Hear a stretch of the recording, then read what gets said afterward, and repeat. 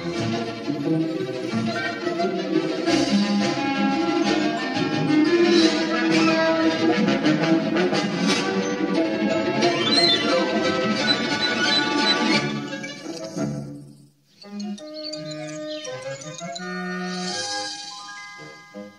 hello there. I'm Mr. Perkins. I'm one of the engine drivers here on Sodor. I was just thinking about my good friend Thomas. He's away working across the other side of the world. But engines don't always go away to work. Oh, sometimes they come here to Sodor. There was once a bright green little engine that came here to work on the railway. You can probably guess who it was. There's a story about it in one of these books. Ah, yes, here it is. Trouble in the Shed. Sir Topham Hatt was sitting at his desk when the station master came in. "There's trouble in the shed, sir," he said. "Henry is sulking. There's no train, and the passengers are saying that this is a bad railway." "Indeed," said Sir Topham Hatt. "I will go and speak to Henry." He found Henry, Gordon and James looking sulky. "Come along, Henry," he said. "It's time your train was ready." "You fetch our coaches and we will pull them," said Henry.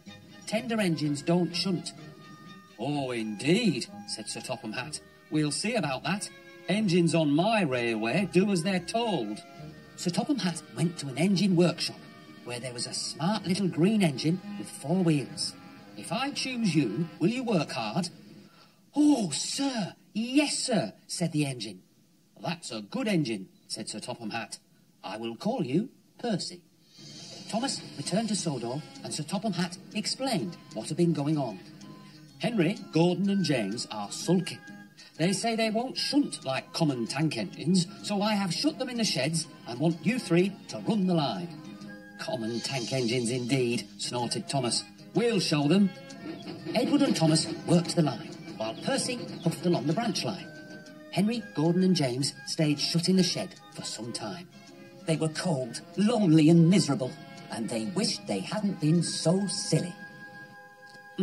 Well, Henry, Gordon and James still complain if they have to shunt, but they only need reminding about being shut in the shed, and they change their mind and get back to work. Ooh, talking about work, I think it's time for me to be back on the tracks. Goodbye. Thomas had been working hard all day, pulling passenger coaches. It was beginning to get dark. That's when Thomas saw some red lanterns being lit and hung outside our family's house.